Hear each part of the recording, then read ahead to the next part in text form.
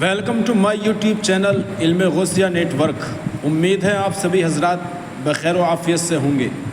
پاک دامنی کا انعام، کہانی ایک پاک دامن مومن خاتون کی بیان کیا جاتا ہے کہ ایک نیک شخص نے نہایت خوبصورت پرہیزگار خاتون سے شادی کی۔ دونوں ایک دوسرے سے خوب محبت کرتے تھے۔ مسرت بھرے دن گزر رہے تھے۔ ایک مرتبہ شوہر کو طلب رزق کے لیے سفر پر جانے کی حاجت پیش آئی۔ فکر ہوئی کہ اپنی بیوی کو گھر میں تنہا کیسے چھوڑے۔ قرابت داروں میں کسی معتبر شخص کی تلاش شروع کی۔ اسے اپنے سگے بھائی کے علاوہ کوئی معتبر ذمہ دار نہ ملا۔ بھائی کے گھر میں بیوی کو چھوڑا، مگر پیارے نبی صلی اللہ تعالیٰ علیہ وسلم کا یہ فرمان بھول گیا کہ دیور موت ہے بھابھی کے لیے، اور وہ سفر پر روانہ ہو گیا۔ دن گزرتے گئے۔ ایک روز دیور نے اپنی بھابھی کو شہوت پر اکسایا، مگر اس پاک باز خاتون نے اسے سختی سے ڈانٹا اور کہا، تم چاہتے ہو کہ میری عزت کی دھجیاں بکھیرو اور میں شوہر کی خائن بن جاؤں؟ ہرگز نہیں۔ دیور نے بھابھی کو رسوا کرنے کی دھمکی دی، مگر بھابھی پر دھمکی کا اثر نہیں ہوا۔ کہا، تم جو کرنا چاہو کرو، میرے ساتھ میرا رب ہے۔ اس نیک خاتون کا شوہر جب سفر سے لوٹا تو اس کے بھائی نے فوراً اپنی بھابھی پر الزام لگا دیا کہ تمہاری بیوی نے مجھے بدکاری پر اکسایا تھا، لیکن میں نے منع کیا۔ شوہر نے بغیر سوچے سمجھے اسی وقت خوبرو اور نیک بیوی کو طلاق دے دی اور کہا، مجھے اپنی بیوی سے کچھ نہیں سننا ہے، میرا بھائی سچا ہے۔ وہ متقی اور خدا ترس خاتون گھر سے انجان منزل کی طرف نکل پڑی۔ راستے میں ایک عابد و زاہد کا گھر پڑا۔ دروازے پر دستک دی اور اپنی ساری کہانی عابد سے کہہ ڈالی۔ اس عبادت گزار بندے نے اپنے چھوٹے بیٹے کی نگہداشت پر اسے مامور کر دیا۔ ایک دن عابد گھر سے کسی کام کے لیے باہر گیا۔ گھر کا نوکر موقع پا کر اس خاتون پر ڈورے ڈالنے لگا، مگر عزم و ثبات کی پیکر نے اللہ کی معصیت سے انکار کیا اور کہا، نبی پاک صلی اللہ تعالیٰ علیہ وسلم نے ہم سب کو تنبیہ کی ہے کہ کوئی شخص کسی اجنبی خاتون کے ساتھ خلوت میں ہرگز نہ ہو، اس لیے کہ ان کے ساتھ تیسرا شیطان ہوتا ہے۔ نوکر نے خاتون کو دھمکی دی کہ میں تمہیں بڑی مصیبت میں پھنسا دوں گا، مگر اس پیکر عفت کی پاؤں میں لغزش بھی نہیں آئی۔ نوکر نے عابد کے بچے کو قتل کر دیا اور عابد کے گھر لوٹنے پر قتل کا الزام اس خاتون پر عائد کر دیا۔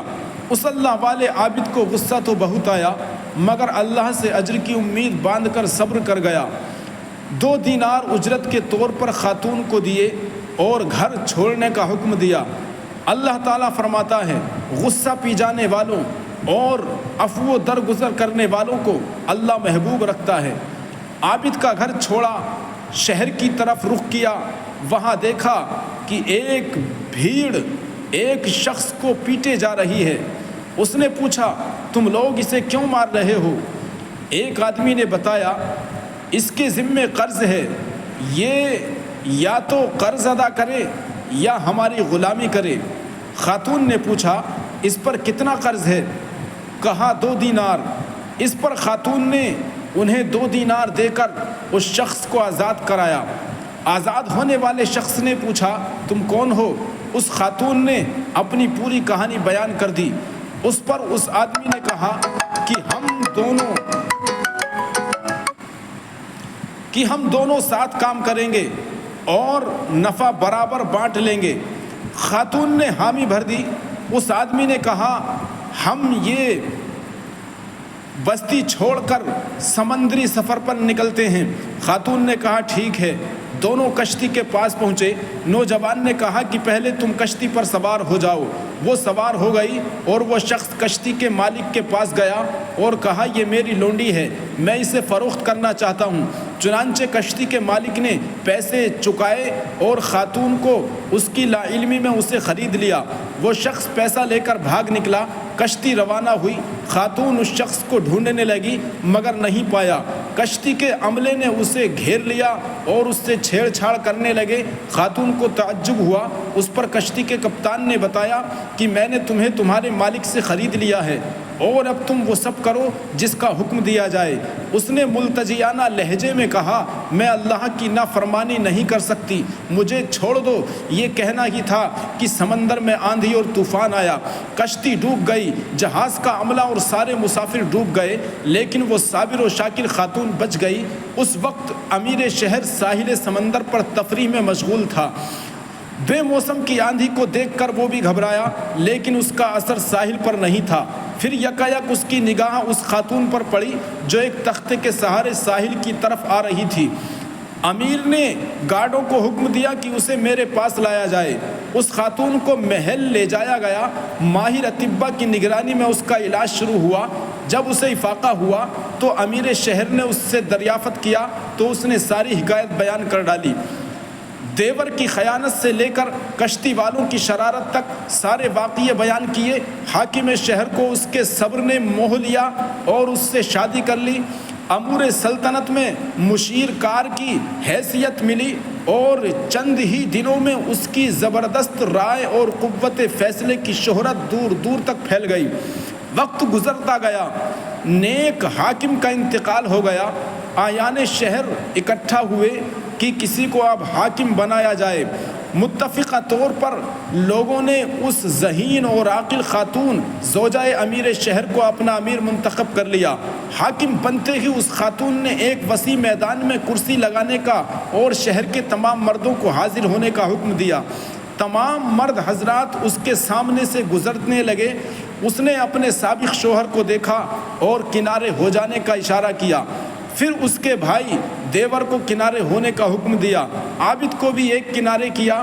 پھر اس نے عابد کے نوکر کو دیکھا، اسے بھی مجمع سے الگ کھڑے ہونے کا حکم دیا۔ پھر اس خبیث شخص کو دیکھا جسے اس خاتون نے آزاد کرایا تھا، اسے بھی کنارے کھڑے ہونے کا حکم دیا۔ اب باری باری فیصلہ کرنے لگی۔ سب سے پہلے سابق شوہر سے مخاطب ہوئی، تم کو تمہارے بھائی نے دھوکے میں رکھا اس لیے بری ہو، لیکن تمہارے بھائی کو حد قذف لگائی جائے گی اس لیے کہ اس نے مجھ پر جھوٹی تہمت لگائی تھی۔ پھر عابد سے مخاطب ہوئی اور کہا تم کو تمہارے خادم نے گمراہ کیا لہٰذا تم بھی بری ہو، لیکن تمہارا خادم قصاصاً قتل کیا جائے گا کیونکہ اس نے تمہارے بچے کو قتل کیا تھا۔ پھر وہ مخاطب ہوئی اس خبیث سے، تمہیں جس دوام کی سزا دی جاتی ہے تمہاری خیانت اور ایسی عورت کو فروخت کر دینے کے جرم میں جس نے تجھے غلامی سے نجات دلائی تھی، اللہ کی ذات پاک ہے، کسی کے اچھے عمل کو ضائع ہونے نہیں دیتا۔ فرماتا ہے جو اللہ سے تقوی اختیار کرتا ہے اللہ اس کے لیے ایسے راستے ہموار کر دیتا ہے اور ایسی جگہ سے رزق عطا کرتا ہے جس کا اسے گمان بھی نہیں ہوتا۔ دیکھا آپ نے کہ کس طرح اللہ تعالیٰ نے کرب و بلا میں گرفتار خاتون کی مدد کی۔